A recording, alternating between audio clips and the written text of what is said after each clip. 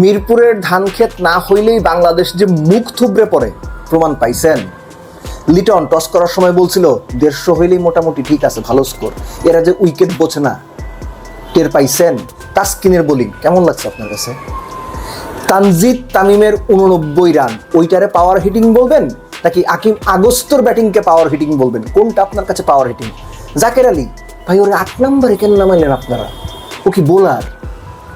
ওরে কতদিন লুকায় রাখবেন, কোলে নিয়ে রাখবেন? তো বাংলাদেশ ওয়েস্ট ইন্ডিজ তৃতীয় টি-20 ম্যাচটার দুই দলের ব্যাটিংয়ের 11 থেকে 15 ওভার যদি আপনি খেয়াল করেন, পুরো ম্যাচের ছবি আপনার কাছে একদম পানির মতো স্পষ্ট স্বচ্ছ হয়ে যাবে। কোন জায়গাটা আপনি খেয়াল করেন ঠান্ডা মাথায়, যখন 11তম ওভার শেষ হলো ওয়েস্ট ইন্ডিজের রান তখন 82,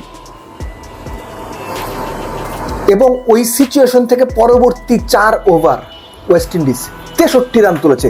এর মধ্যে সবচেয়ে সিগনিফিকেন্ট ওভারটা ছিল রিশাদের ওভার, যেখানে আকিম আগস্তর লাইফ পেলেন, Tanzim Sakib easy catch miss করলেন, ওই ওভারে 3-6 সহ 11 রান তুলেন। ম্যাচটা না ওই যে 12, 13, 14, 15 এই যে 4 ওভারে ওয়েস্ট ইন্ডিজ 61 রান তুলছে। নাসুমের ওভারে কত? 11, তাসকিনের ওভারে কত? 15, রিশাদের ওভারে 21। ওইখানে ম্যাচ শেষ হয়ে গেছে।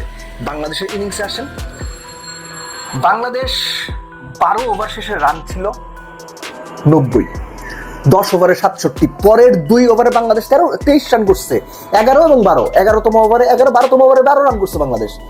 দারুণ একটা প্ল্যাটফর্ম ছিল। কিন্তু ইন্টারেস্টিংলি 13 এবং 14 এই 2 ওভারে বাংলাদেশ রান তুলছে বোধহয় 9।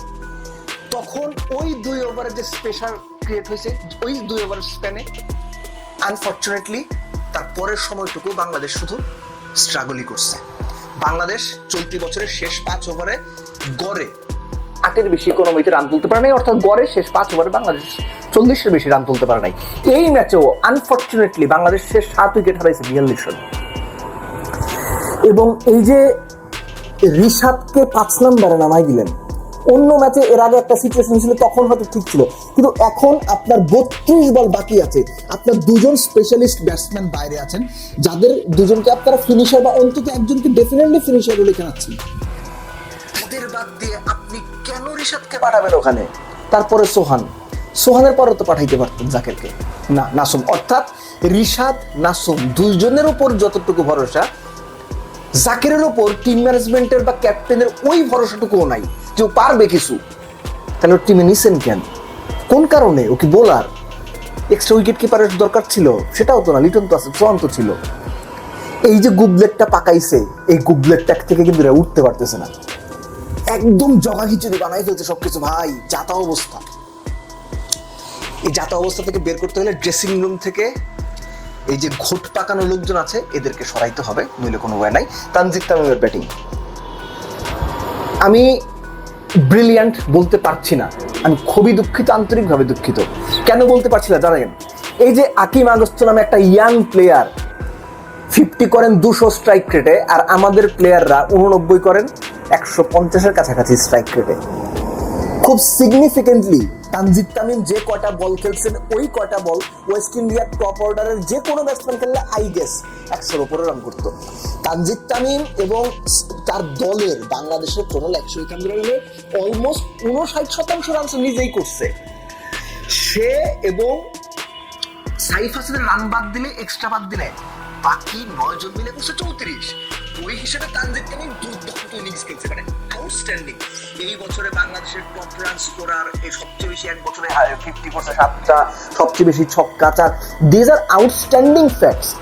কিন্তু আপনি যদি গ্লোবাল স্ট্যান্ডার্ডে হিসেব করেন, বড় করে হিসেব করেন, অনেক দূরে তাকান, আপনার নজর যদি উঁচু হয়, আপনি যদি বিরাট কিছু চিন্তা ভাবনা করার সাহস দেখান, তাহলে তানজিদ তামিমের ইনিংসটা বাংলাদেশের কনটেক্সটে it's a good innings, okay type innings, ভালো ইনিংস। গ্রেট ইনিংস বলা যাবে না। কেন বলা যাবে না? ওই যে আকিম আগস্ট একটা ইয়াং প্লেয়ার দেখিয়ে দিল পাওয়ার হিটিং কি, একটা লাইফ পেয়ে কিভাবে গেম 3 ওভারের মধ্যে শেষ করে দিতে হয় দেখাই দিল। আমাদের প্লেয়াররা পারে, 10 বছর খেলেও পারে না। লাস্টলি শেষ করো লিটন দাসের কথা দিয়ে।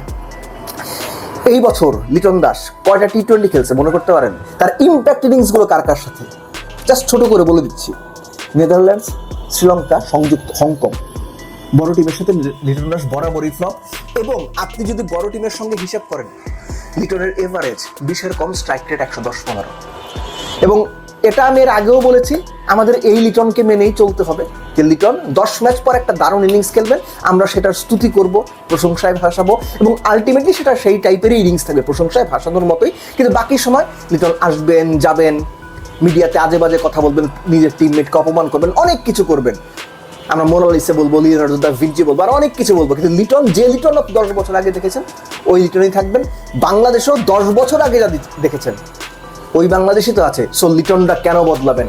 লিটনটা বদলাইলেই তো বাংলাদেশ বদলাইতো। লিটনটা বদলাননি, বাংলাদেশও বদলায় নাই, যা চলছিল সেভাবেই চলছে, এবং আগামীতেও মোস্ট লাইকলি এভাবেই চলবে।